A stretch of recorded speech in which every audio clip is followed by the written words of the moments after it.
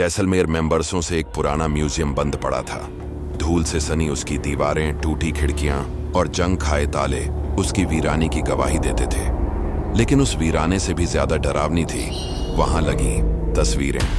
हर तस्वीर एक कहानी कहती थी। कुछ में राजा महाराजा थे, कुछ में युद्ध के सीन और कुछ तो ऐसी थीं जिन्हें देखकर रूह कांप जाए।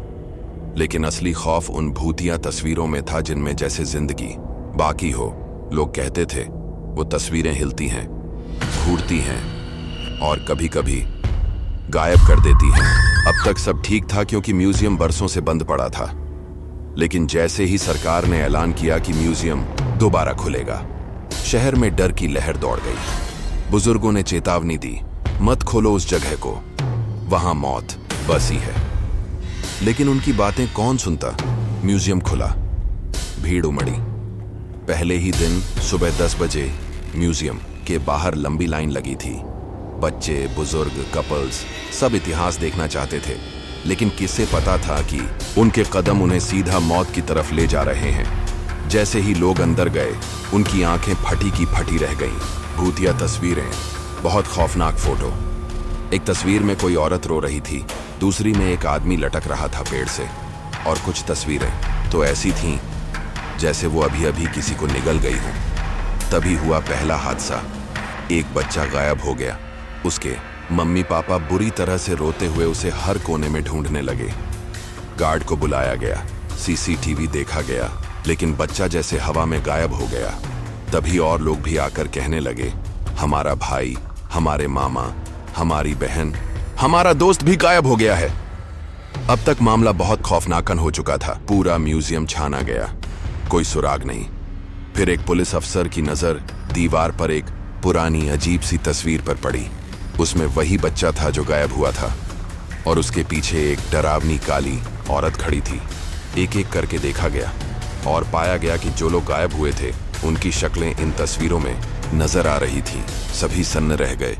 अब मामला इंसानों का नहीं रह गया था, मामला आत्माओं का था।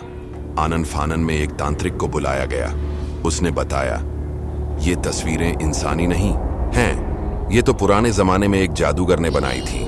जादूगर ने इन तस्वीरों में राजा के दुश्मनों को जिंदा कैद कर दिया था।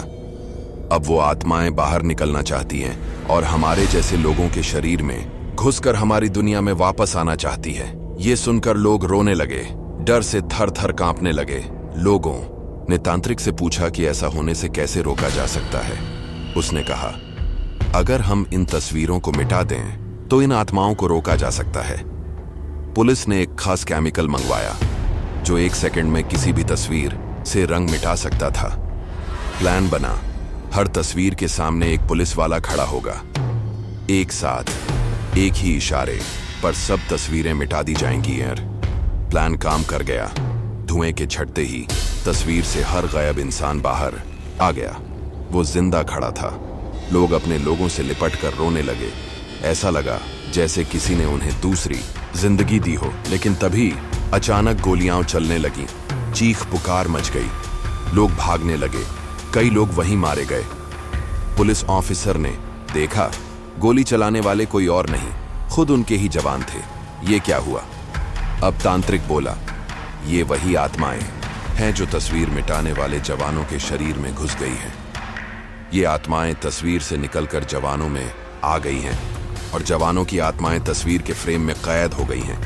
एक पुलिस वाले ने पूछा कि कैद हुई आत्माओं को कैसे छुड़ाया जाए। इस पर तांत्रिक खामोश रह गया। इसका जवाब किसी के पास नहीं था। आखिरकार म्यूजियम का दरवाजा बंद कर दिया गया। आत्माएं जवानों के शरीर में आजाद घूम रही थीं। ये भूत आत्माएं आज भी जिंदा हैं और हमारे बीच हैं। ये है इस खौफनाक कहानी की पहली कड़ी। अगर आप आगे की कहानी जानना चाहते हैं तो कमेंट बॉक्स में लिखें, जवानों को आजाद करो। जल्द मिलते हैं कहानी की दूसरी कड़ी के साथ।